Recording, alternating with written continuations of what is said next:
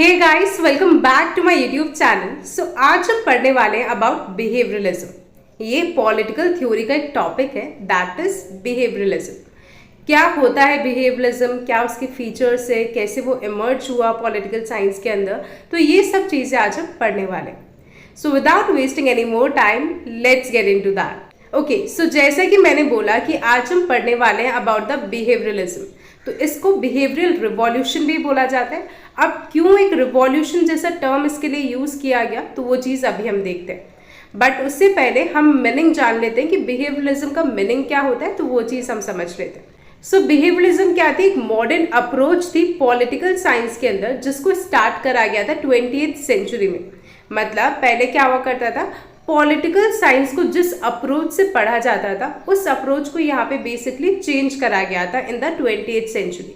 तो ये जो चेंज आया, तो ये एक बहुत बड़ा चेंज था, इसलिए यहाँ पे नाम दिया गया बिहेवियरल रिवॉल्यूशन, कि एक बहुत बड़ा ड्रास्टिक चेंज आया, अप्रोच चेंज हो गई पॉलिटिकल साइंस को पढ़ने की।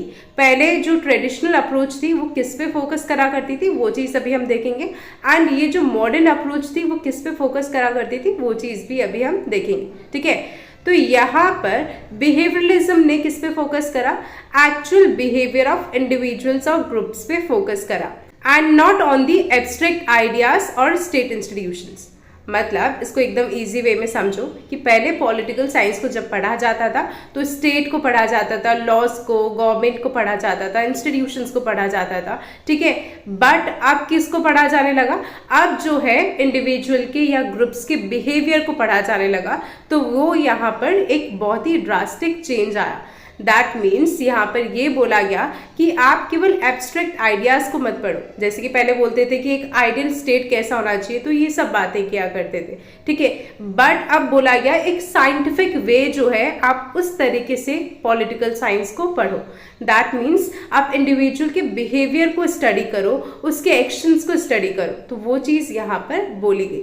तो instead of only studying constitutions, केवल कॉन्स्टिट्यूशंस पढ़ने की जगह, केवल लॉज पढ़ने की जगह, केवल इंस्टीट्यूशंस के बारे में पढ़ने की जगह, बिहेवियरलिज्म ने क्या बोला कि आप ये देखो कि लोग एक्चुअल में कैसे बिहेव करते हैं पॉलिटिक्स के अंदर, तो वो चीज को आप नोट करो। ठीक है, तो ये चीज बोली गई इन बिहेवियरलिज्म। एंड बिहेवियरलिज्म ने जो है कोशिश करी पॉलिटिकल साइंस को भी साइंटिफिक बनाने की, लाइक अदर नेचुरल साइंसेस। ठीक है, तो वो चीज़ यहाँ पर बोलेगी। तो बेसिकली बिहेवियरलिज्म क्या था? एक रिवॉल्यूशन था जो कि स्टार्ट हुआ था 20th सेंचुरी में, जहाँ पर पॉलिटिकल साइंस को किस तरीके से पढ़ा जाना चाहिए वो अप्रोच कहीं ना कहीं चेंज हुई थी। बेसिकली ट्रेडिशनल अप्रोच क्या थी कि इंस्टीट्यूशंस की स्टडी की जाती थी, गवर्नमेंट के बारे में, स्टेट के बारे में, इन सब के बारे में स्टडी किया जाता था, कॉन्स्टिट्यूशंस के बारे में स्टडी किया जाता था।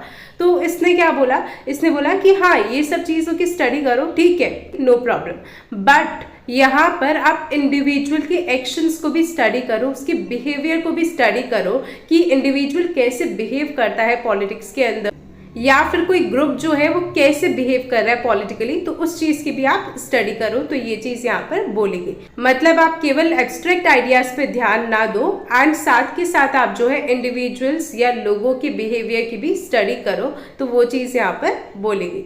तो बेसिकली पॉलिटिकल साइंस को यहाँ पे साइंटिफिक बनाना चाहते थे, लाइक अदर नेचुरल साइंसेस। ठीक है, अब हम इसी बिहेवियरलिज्म का बैकग्राउंड और ग्रोथ देख लेते हैं कि कैसे धीरे धीरे जो है ये इतना पॉपुलर हुआ और एकदम से इसकी ग्रोथ हुई। तो वर्ल्ड वॉर सेकेंड से पहले पॉलिटिकल साइंस मोस्टली ट्रेडिशनल थी, जहाँ पे कॉन्स्टिट्यूशंस, गवर्नमेंट, हिस्ट्री, ये सब पढ़ा जाता था। ठीक है, मतलब बेसिकली एब्स्ट्रैक्ट आइडियाज की स्टडी की जाती थी, मतलब इंस्टीट्यूशंस की, कॉन्स्टिट्यूशंस की, इन सब की जो है स्टडी की जाती थी कि एक आइडियल स्टेट कैसा होना चाहिए, ये सब चीज़ें। ठीक है, बट वर्ल्ड वॉर सेकेंड के बाद एक नीड क्रिएट हुई कि सोशल प्रॉब्लम्स को जो है कैसे सॉल्व किया जाए, जो कि वॉर की वजह से क्रिएट हो gई है। ठीक है, तो यहाँ पे स्कॉलर्स ने रियलाइज करा कि इसके लिए लोगों का बिहेवियर पढ़ना जो है बहुत ज़्यादा ज़रूरी है, कि लोग कैसे बिहेव करते हैं, कैसे पॉलिटिकली बिहेव करते हैं, तो वो सब चीज़ें यहाँ पे पढ़नी बहुत ज़रूरी है। लोगों के एक्शंस, उनका बिहेवियर पढ़ना इज़ वेरी इंपॉर्टेंट।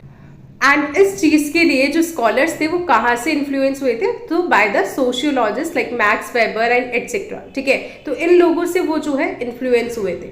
अब ये जो चीज़ थी कि लोगों का बिहेवियर स्टडी करना चाहिए, तो इसके सपोर्टर्स कौन थे, मतलब इस बिहेवियरलिज्म के कौन कौन सपोर्टर्स थे। तो डेविड ईस्टन, ये बहुत ही ज़्यादा इंपॉर्टेंट नेम है, इनको प्लीज़ याद रख, आगे जाके हम इनके बारे में भी देखने वाले हैं, ठीक है। तो यहाँ पर इंपॉर्टेंट सपोर्टर्स कौन थे बिहेवियरलिज्म के, तो डेविड ईस्टन थे, गैब्रियल आमंड, ठीक है। तो ये बहुत सारे ऐसे लोग जो थे वो इंपॉर्टेंट सपोर्टर्स थे किसके, बिहेवियरलिज्म के।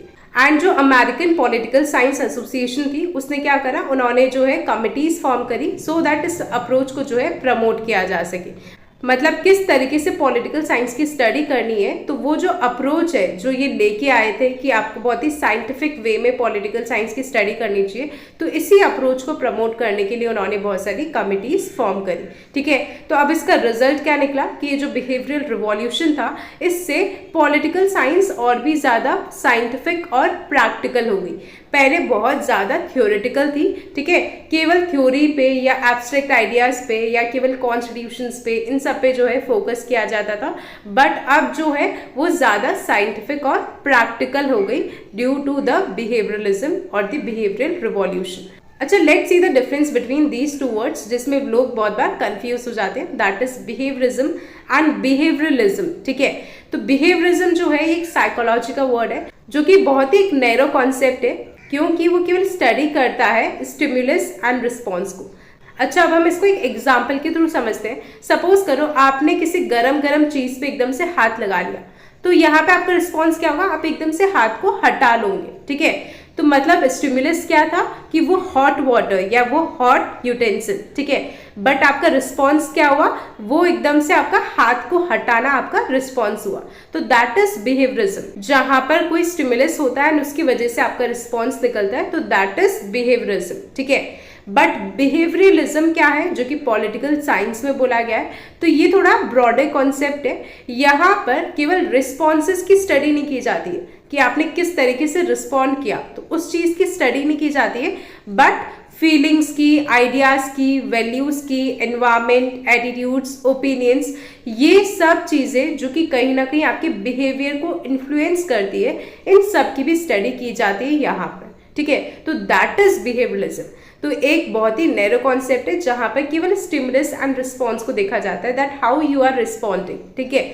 बट यहाँ पर केवल रिस्पॉन्स को नहीं देखा जाता, बट फीलिंग्स, आइडियाज, वैल्यूज, ये सब चीज़ों को जो है कहीं ना कहीं स्टडी किया जाता है, बिकॉज यही सब चीज़ें जो है आपके बिहेवियर को इन्फ्लुएंस करती है। तो इन सब की भी स्टडी होती है in behaviouralism in the political science.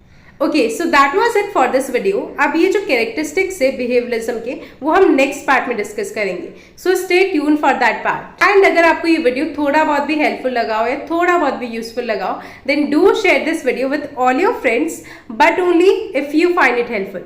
अगर आपको ये वीडियो हेल्पफुल लगता है तो ही आपको ये अपने फ्रेंड्स के साथ शेयर करना है, otherwise it's completely fine, but do let me know your valuable feedbacks in the comment section. And अगर आपको कहीं पे भी कोई भी डाउट्स रहते हैं या कोई भी क्वेरीज रहती है regarding any point or any topic, then you can always ask me in the comment section and I will try to reply all your comments as soon as possible. So yeah, bye bye, take care.